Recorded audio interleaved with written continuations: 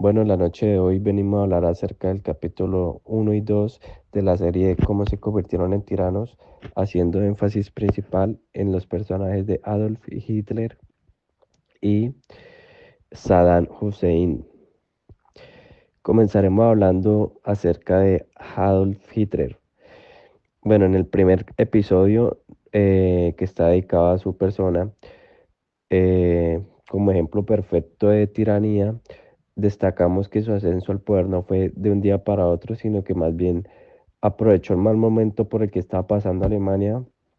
después de que rendirse en la Primera Guerra Mundial y supo manipular las emociones y frustraciones de la población alemana.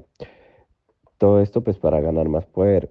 estableciendo así en el primer capítulo como las tácticas que usó de manipulación social y políticas que le ayudaron a transformar pues una nación basándose en ideales.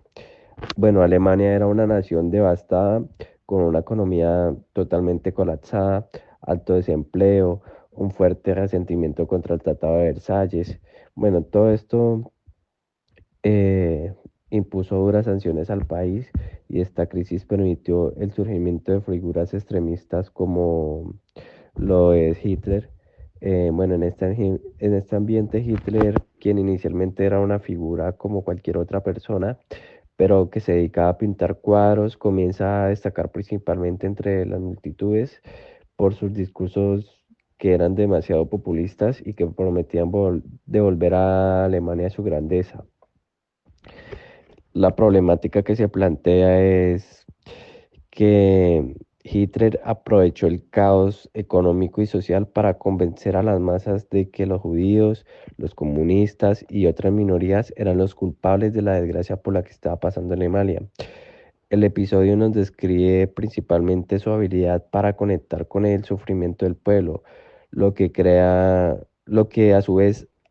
hace es crear un enemigo común y un pensamiento en silencio común a través del partido nazi. Hitler consolida a sus seguidores y se presenta como la única solución para restaurar Alemania.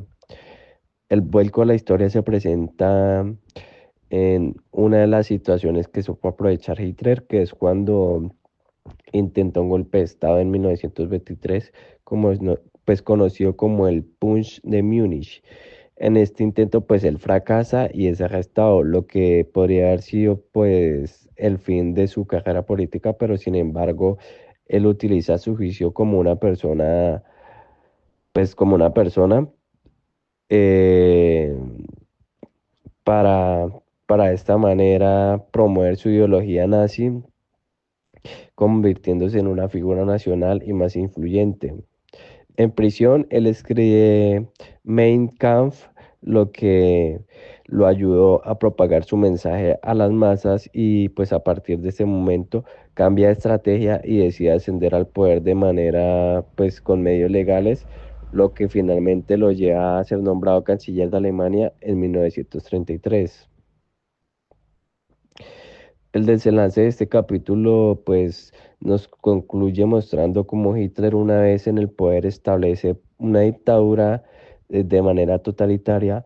eliminando a cualquiera que se opusiera a sus políticas y concentrando el poder en sus manos y que su ideología era la que predominaba sobre cualquier cosa. Él utiliza la propaganda y la violencia como la manera de consolidar el poder. Bueno, mencionando que tenía una persona encargada de confianza, quien era la que realizaba su campaña a nivel global, lo que eventualmente lleva a Alemania a la Segunda Guerra Mundial y en la creación del régimen nazi más brutal de la historia moderna.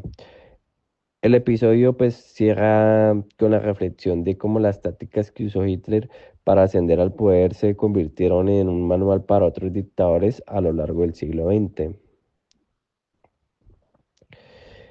Ahora vamos a hablar del personaje de Saddam Hussein, el cual se presenta en el capítulo como una persona que buscaba acabar con sus rivales Como tema introductorio en el capítulo nos muestra una abrebocas de cómo era Saddam Hussein cuando era joven y su forma de actuar, además de que a los 20 años se unió al grupo basista, siendo este un actor clave, y luego de que uno de sus primos fue presidente para luego el ser nombrado vicepresidente. Bueno, luego de 10 años él subió al poder como presidente de Irak en 1979. El capítulo nos presenta principalmente cómo formó su dominio mediante una mezcla de miedo, propaganda y terror. El planteamiento del problema surge inicialmente porque Saddam es como al tratar de mantener el poder una vez que ha tomado el control de Irak, él como líder de un país volátil con diversas eh, facciones étnicas, religiosas y económicas frágiles, él necesitaba establecer un régimen que le permitiera sofocar cualquier oposición y mantener a la población bajo control. Bueno, luego de que un amigo cercano de él les comentara que había rumores de que un grupo de personas se oponían a que él hubiera subido al poder, y se reúne con estos miembros del partido basista para mencionar algunos y luego ejecutarlos y encarcelarlos. Con esta demostración, lo que nos hace entender Hussein es que cualquiera que se opusiera a él sería asesinado de manera cruel. El vuelco de la historia se presenta principalmente en el punto crítico que se da cuenta Saddam Hussein comienza a implementar políticas de terror utilizando la policía secreta, espiando, torturando y eliminando cualquier forma de oposición. También desata una brutal guerra en contra de Irak en los años 1980 a 1988, que fue devastadora para ambos países, pero le sirvió para para consolidar su poder interno al justificar medidas extremas y militarizar aún más su régimen, además de asesinar a los dos esposos de sus hijas, los cuales eran hermanos. Bueno, en ese punto el miedo se había convertido en el principal arma de control, y cualquier amenaza a su autoridad era eliminada de manera inmediata y sin piedad. Bueno, la conclusión que nos deja esto es que, bueno, primero, nada dura para siempre y podemos evidenciar toda esta travesía de muerte y violencia a causa de estos dictadores.